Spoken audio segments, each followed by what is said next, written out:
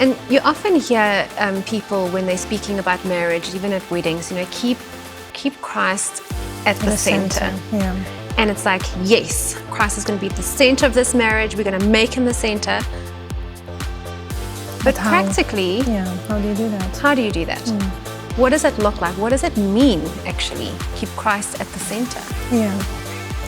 I don't know if I have all the answers, but I think when I look at our lives, how it works for us, I think it started like 6 years ago. My husband had his first burnout symptoms, that we realized, okay, we need to stick with each other now more than ever. Yeah. And that's not easy when one is dysfunctional, and especially in my, in our case, was my husband being the man being dysfunctional. And I mean, I think the man is carrying the family in the responsibility and being the head.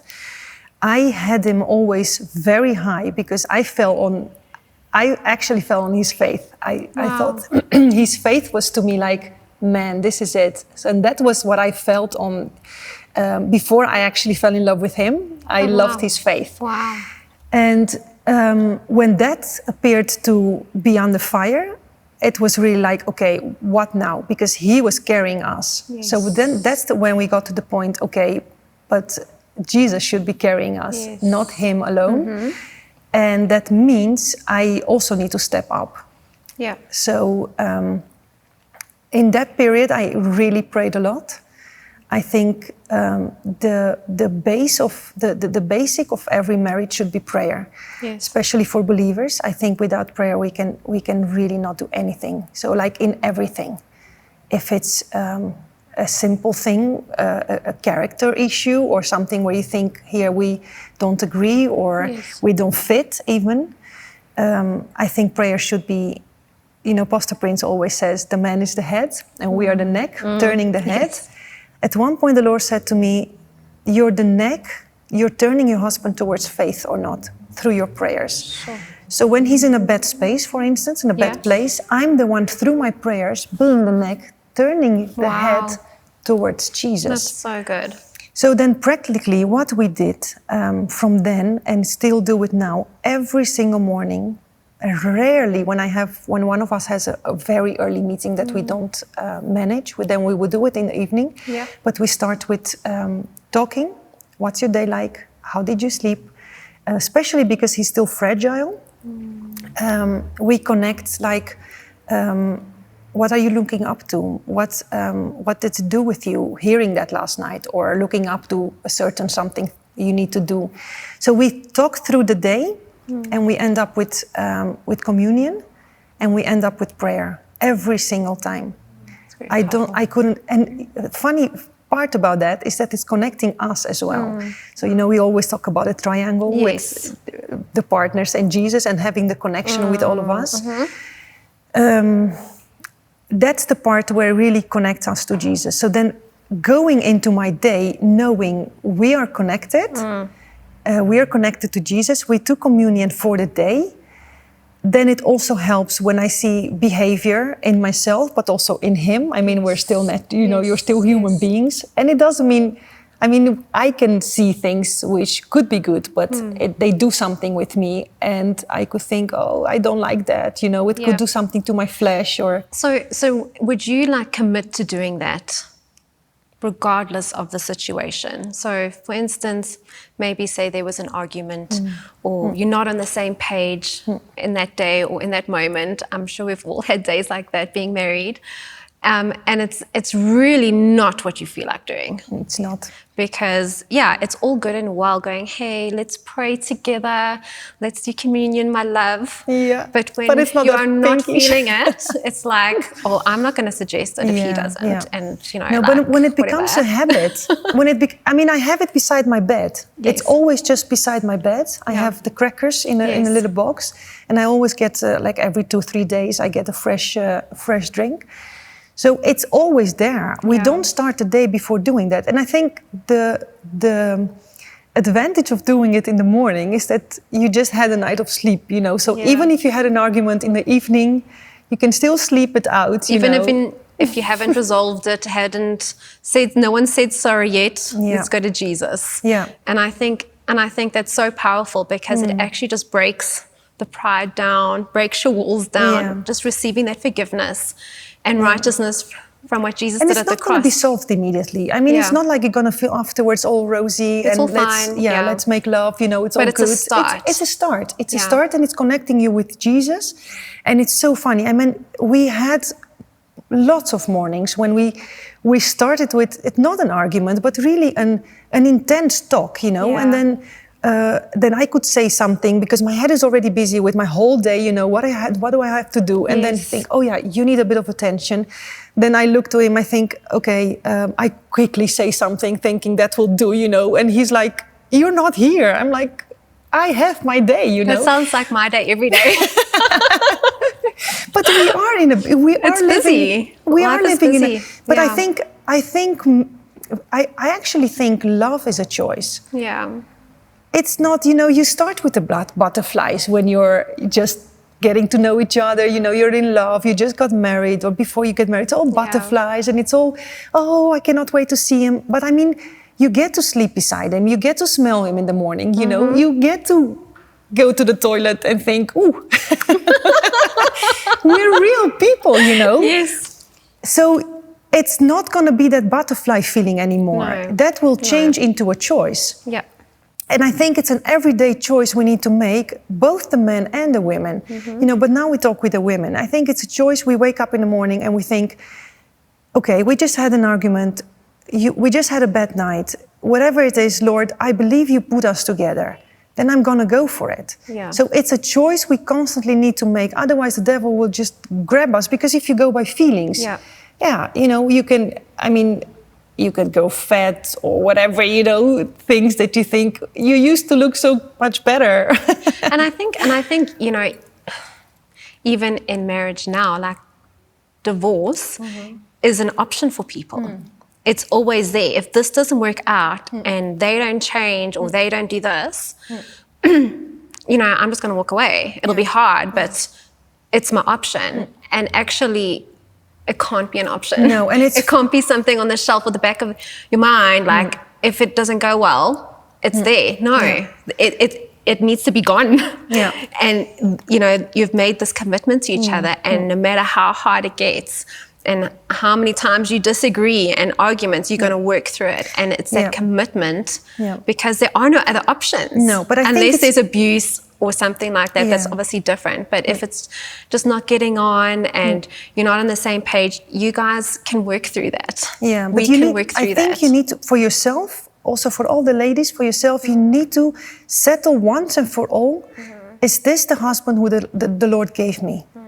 If you settled once and for all, this is the man the Lord gave me, then you're going to make the most of it. Yeah.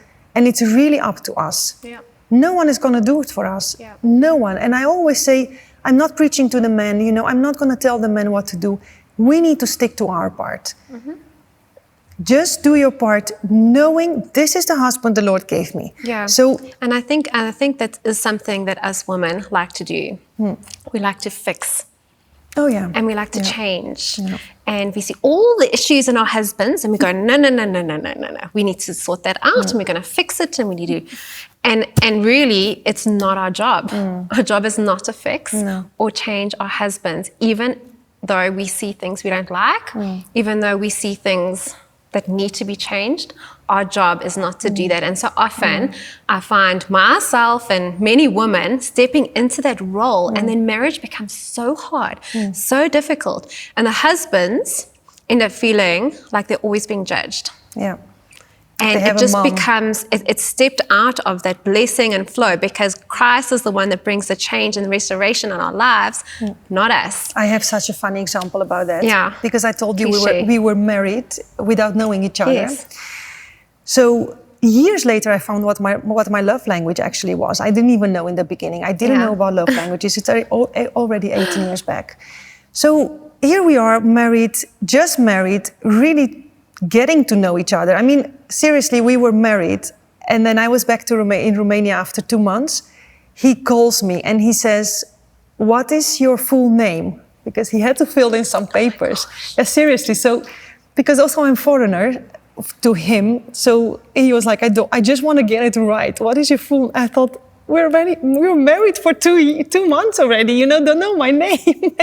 But in that context, so I still remember the street, we were walking in Romania, we were just married, walking down the street, and I'm grabbing his hand. Yeah. So I found out my love language is, my first one is physical touch. So I'm grabbing his hand and he pulls it back and he says, I don't hold hands. Oh. I was like, seriously? So talking about divorce and no option. And now you're married. Immediately I thought, okay, I'm married, so divorce is not an option.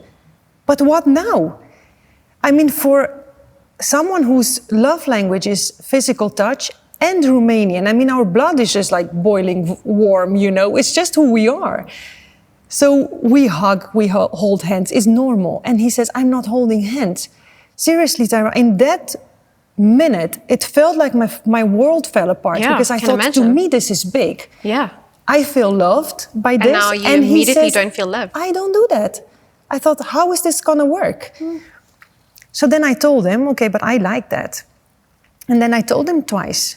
And then the Lord said to me the second time, okay, you're not going to change this in him. Yeah. And that was my first big lesson in marriage. If you want something changed, you come to me. So the triangle, I'm not going to go to my husband, I'm going to go to the Lord. So I mentioned it twice to him. I thought he needs to know I like that, but I'm not going to say you need to do it, because it's not, I think I'm not going to enjoy it when he does it because he has to. Yeah, exactly. So I said, Lord, you either change me, that's really literally what I said to the Lord, you either change my desire or you change that in him. But then we need to meet together in the middle, because this is not going to work. Well, I always forget to finish the story. So my husband says, you never finished the story, because now he's holding my hand. So he wants people to know that. Yes, it worked out good. Aww. But for the same, I mean, if the Lord would have changed my heart, it would have been also okay, you know. But these are the things we need to realize if we want something changed. If it's now the husband or in ourselves, don't go to the Lord and say, Lord, you need to change him because I don't like that about him. I don't think the Lord is going to do it. And we're going to end up frustrating and thinking, I'm praying every night to change, that the Lord will change him, and it's not happening. No, of course not. It's not how it works. No. So also in that, you know, just that's being Christ-centered. I mean, it's all about Jesus in the marriage. It's all about us. It's really cool.